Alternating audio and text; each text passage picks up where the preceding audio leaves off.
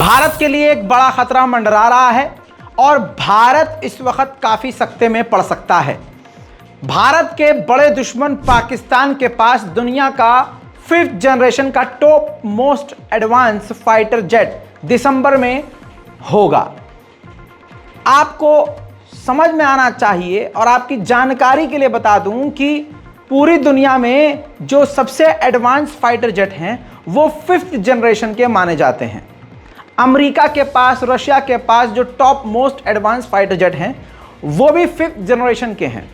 अब तुर्की यानी पाकिस्तान का एक बेहतरीन दोस्त, मैंने अभी 2 दिन पहले बताया था, कान नाम का एडवांस 5th जनरेशन का फाइटर जेट तुर्की बना रहा है, जिसमें अज़रबैजान ने तुर्की का हाथ थाम लिया है। और अब अज़रबैजान और तुर्की उस कान 5th जनरेशन के एडवांस फाइटर जेट को बना रहे थे। अब इसमें तुर्की और अज़रबैजान ने पाकिस्तान को भी शामिल कर लिया है।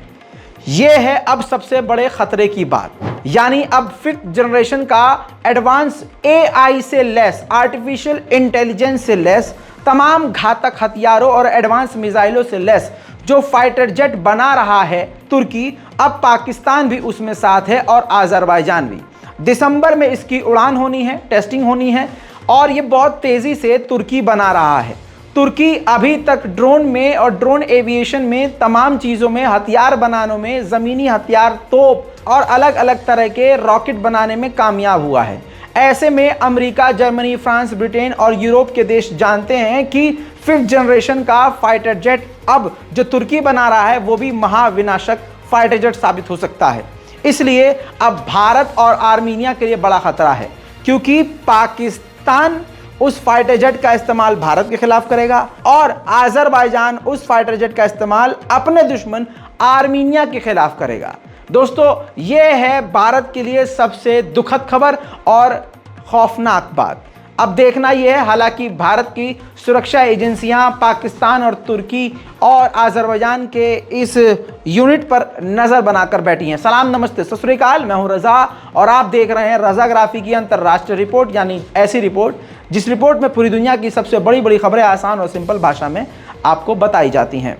दोस्तों, दूसरी तरफ पाकिस्तान में जो सुसाइड अटैक हुआ था, कल ही मैंने बताया था कि इसमें मरने वालों की संख्या बढ़ सकती है। अब वो बढ़ चुकी है, 63 लोगों की मौत हो चुकी है और अभी भी हम तो यही चाहते हैं कि आंकड़े ना बढ़े, लेकिन ये आंकड़े बढ़ने वाले हैं। दूसरी तरफ पाकिस्तान के विदेश मंत्री मीठे बिलावल भुट्टो ने अफगानिस्तान की तालिबान सरकार को खुली धमकी दे दी है। दोस्तों, कई सारी वजह हैं जिसकी वजह से पाकिस्तान और अफगानिस्तान के बीच टकराव हो रहा है।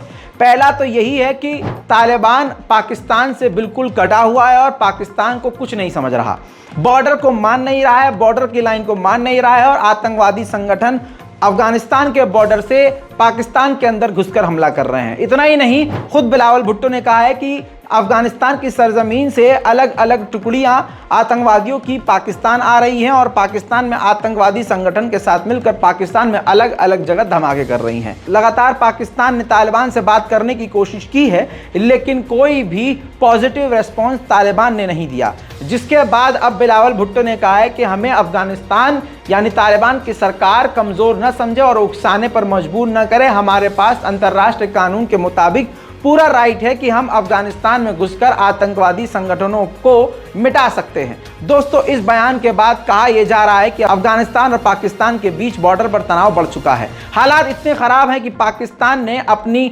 मिलिट्री की 4 और नई यूनिट अफगानिस्तान के बॉर्डर पर तैनात किया हुआ है और तालिबान भी पूरी तरह से पाकिस्तान को मुंहतोड़ जवाब देने के लिए तैयार है।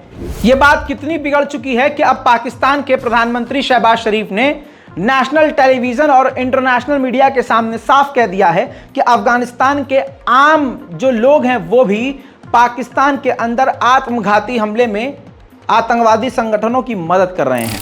दोस्तों, भारत के लिए एक और खतरे की घंटी ये है कि एक नया अलायंस बन रहा है जो भारत के खिलाफ एक बड़ा खतरा बनता जा रहा है। CPEC प्रोजेक्ट चाइना का है। चाइना ने पाकिस्तान को इसमें अपना सहयोगी बनाया है और शहबाज शरीफ ने अब ऐलान किया है कि इस CPEC प्रोजेक्ट में अब हम तुर्की को भी शामिल करने वाले हैं।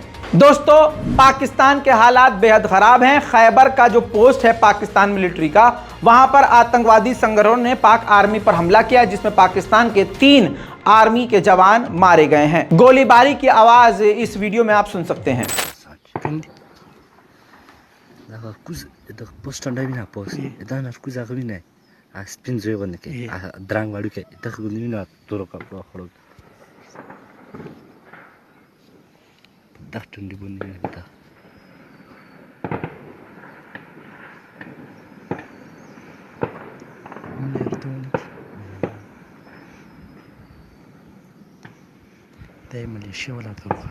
वहीं चीन के खिलाफ अमेरिका और ऑस्ट्रेलिया ने एग्रीमेंट कर लिया है डिफेंस का काफी बड़ा।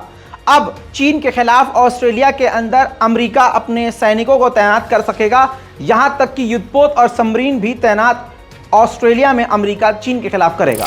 ताइवान ने दोस्तों अमेरिका से चीन का खतरा देखते हुए अमेरिका से 66 F-16 फाइटर जेट ऑर्डर किए थे, लेकिन यूक्रेन और रूस की जंग की वजह से अमेरिका F-16 विमान की आपूर्ति ताइवान को नहीं कर पा रहा है। तो अब ताइवान ने निराश होकर कहा है कि हमारे पास मिराज 2055 फाइटर जेट हैं, उन्हीं को हम अपग्रेड करेंगे और उससे हम लड़ने की कोशिश करेंगे। उधर ताइवान के मिनिस्टर ने खुद इस बात को एक्सेप्ट किया है कि अगर ताइवान और चीन की भिड़ंत होती है तो रिजल्ट काफी खतरनाक होंगे। यानी ताइवान ये मानता है कि पूरी तरह से मिट्टी में ताइवान मिल सकता है, हालांकि ज्यादा चीन का नुकसान नहीं कर पाएगा ताइवान। उधर ताइवान ने अपने ही मिलिट्री के कुछ जवानों को गिरफ्तार किया है गद्दारी के आरोप में। उन्होंने ताइवान की सिक्योरिटी की जानकारी चीन के साथ शेयर की थी। उधर दोस्तों, बाइडेन ने कांग्रेस से कहा है कि जो बजट हम यूक्रेन को दे रहे हैं, उसी बजट में से कुछ पैसा निकालकर ताइवान को दिया जाए।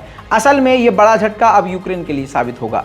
चीन से अमेरिका का इतना तनाव बढ़ चुका है कि अमेरिका के वैज्ञानिक अपनी मिसाइलों और रॉकेटों की रेंज बढ़ाकर इतनी बढ़ाना चाहते हैं कि अमेरिका से सीधा चीन पर हमला कर सकें। बात चाइना की आ रही है तो चाइना में जो बाढ़ आई है उसका भी अपडेट आपको देता चलूं। 140 सालों में इतनी खतरनाक बारिश चीन में हुई है कि पूरा का पूरा चाइना डूबा हुआ नजर आ रहा है। इतना ही नहीं, आपको बता दूं कि 20 से ज्यादा लोगों की मौत हो चुकी है और कल मैंने आपको बताया था लाखों लोग ऑलरेडी बेघर हैं और चाइना में इस वक्त बाढ़ की वजह से लोग बहुत परेशान हैं।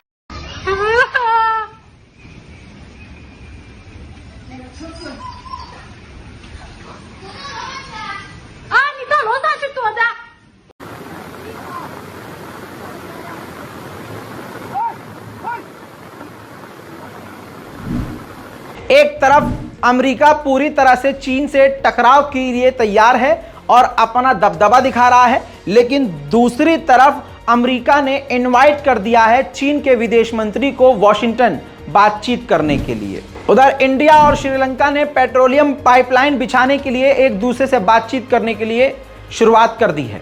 वहीं दोस्तों, टेस्ला ने भारत में पहला दफ्तर खोलने का प्लान कर लिया है। हालांकि एडवांस बात आपको बता दूं कि पुणे में एलन मस्क ने टेस्ला के लिए 11 लाख रुपए महीने पर उसने जो है ऑफिस ले लिया, एक जगह ले ली है। अब टेस्ला का कदम भारत में पड़ चुका है।